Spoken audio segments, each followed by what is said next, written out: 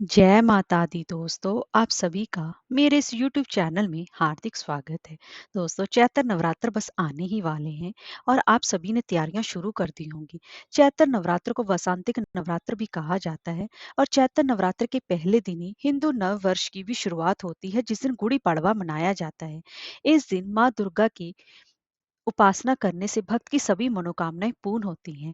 नवरात्र जो कि जिसका मतलब ही है नौ रात्र, इन नौ रातों में माँ दुर्गा के अलग अलग स्वरूपों की पूजा उपासना करने से भक्त की सभी मनोकामनाएं पूर्ण होती हैं और माँ दुर्गा अपने भक्त पर विशेष आशीर्वाद बनाकर रखती है। चैत्र नवरात्र में कुछ लोग घर में कलश स्थापना करते हैं, अखंड ज्योति जलाते हैं और नवरात्र के 9 दिनों के पूर्ण विधि विधान से व्रत भी रखते हैं।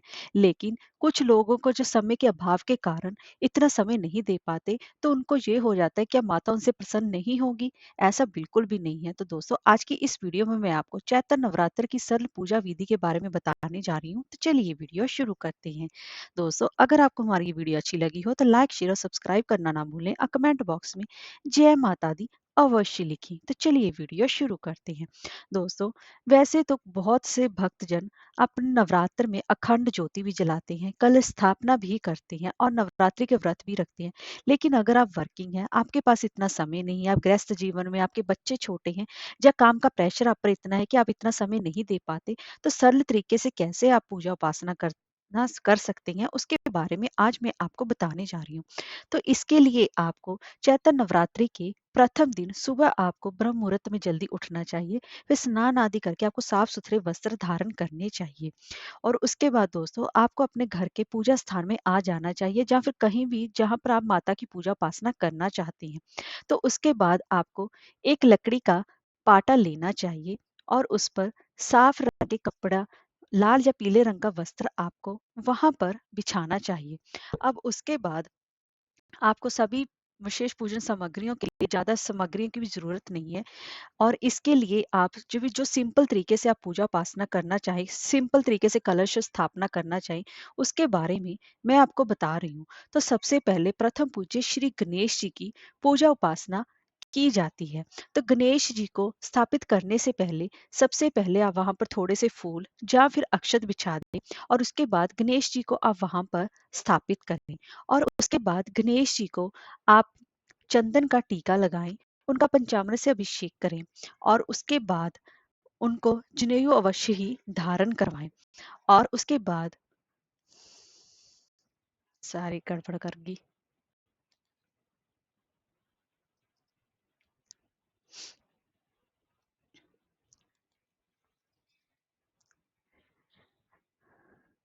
सबसे पहले तो आप गणेश जी को स्थापित करें। गणेश जी की चौकी स्थापित करने से पहले उन वहां पर थोड़े से फूल या फिर अक्षत बिछा दें। अब वहां पर गणेश जी का आप पंचामृत से अभिषेक करें। अगर आपके पास मूर्ति है तो अभिषेक कर सकते हैं। अगर आपके पास प्रतिमा यानी कि फोटो है तो आप वहां पर जल का छींटा दे सकती हैं और उसके बाद उनको चंदन का तिलक लगाएं और फिर उसके बाद उनको जनेऊ अर्पण करें और उसके बाद उनको फूल अर्पण करें और उसके बाद उनको लड्डू का भोग लगाएं। अब उसके बाद गणेश जी की पूजा उपासना के बाद कलश स्थापना करना सबसे ज्यादा ही बेहद शुभ फलदायी माना जाता है। तो कलश स्थापना के लिए वहां पर एक छोटी सी बेदी बनाएं। बेदी जाने की वहां पर कलश स्थापना करने से पहले वहां पर जा तो आप थोड़े से अक्षत बिछा दें या फिर आप गेहूं बिछा दें। अब उसके बाद कलश स्थापना करने के लिए आप एक तांबे का या फिर पीतल का लोटा लें, लेकिन एक बात का विशेष रूप से ध्यान रखें कि आप वह लोटा लोहे या स्टील का नहीं होना चाहिए। इस बात का विशेष रूप से ध्यान रखें कि वह लोहे या स्टील का नहीं होना चाहिए। अब वहां पर पीतल का जो भी कलश लिया है या तांबे का जो भी कलश लिया है, उस पर आप रोली से स्वास्तिक जरूर बना दें और उसके बाद वहां उस पर थोड़ा सा पहले गंगा जल डाल दें और उसके बाद साफ पानी डाल दें। अब उसके बाद उस पर उसका जो कंठ है उस पर मौली बांध दें।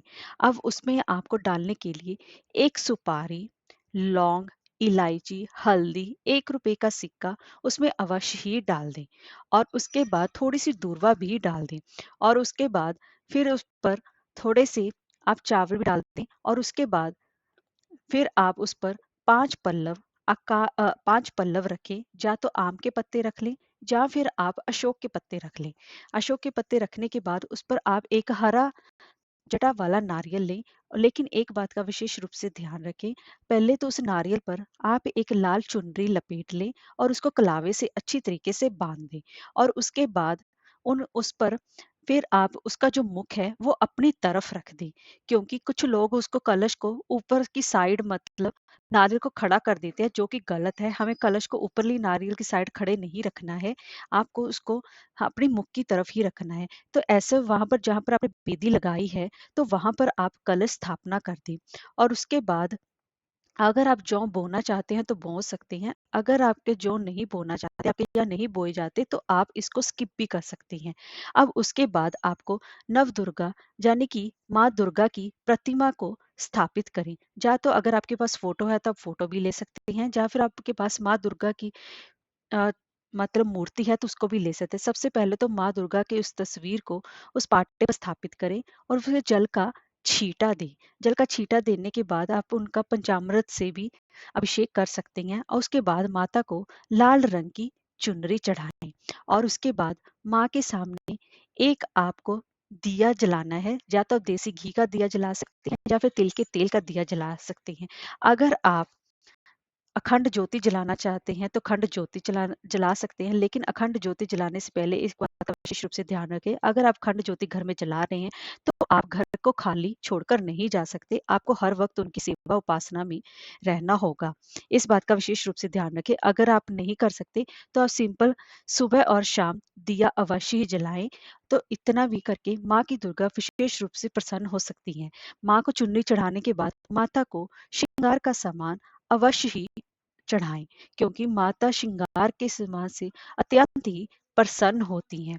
और उसके बाद माँ की पूजा उपासना करने से अपने अपराधों के लिए क्षमा मांगे, कि आप सिंपल तरीके से इस तरीके से पूजा उपासना कर सकती हैं, तो इससे भी माँ अत्यंत ही प्रसन्न होती है।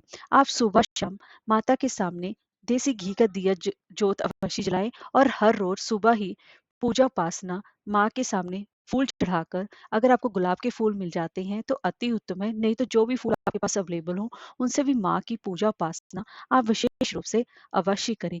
इस तरीके से आप सिंपल तरीके से माँ की पूजा उपासना अवश्य कर सकते हैं। और इसके साथ साथ माता को सूखे मेवों का भोग अवश्य लगाएं, और इसके साथ साथ आप माता को शहद का भोग अवश्य लाएं। सुबह और शाम माता को शहद का भोग अवश्य लगाएं। माता शहद से अत्यंत ही प्रसन्न होती हैं। और माँ को बताशे का भोग भी अति प्रिय है। आप शाम को बताशे का भोग भी अवश्य लगाएं, और माता को बताशे के साथ साथ 2 लौंग का भी भोग अवश्य लगाएं, और माता को अपनी समर्था के अनुसार फलों का भी भोग अवश्य लगाएं। और दक्षिणा जरूर रखें, क्योंकि कोई भी पूजा दक्षिणा के बिना अधूरी रही जाती है। और इसके साथ साथ आपको माता के मंत्रों का जाप करना चाहिए। माता का मंत्र है ओम ऐं ह्रीं क्लीं चामुंडाय विचे, जिसे कि नवान मंत्र कहा जाता है। आप अपनी समर्था के अनुसार उसका भी जाप कर सकते हैं। अगर आपके पास इतना भी समय नहीं है तो आप माता के लिए दुर्गा चालीसा का पाठ भी कर सकती हैं। मगर नवरात्र के दिनों में दुर्गा सप्तशती का पाठ करना भी बेहद शुभ फलदायी माना जाता है।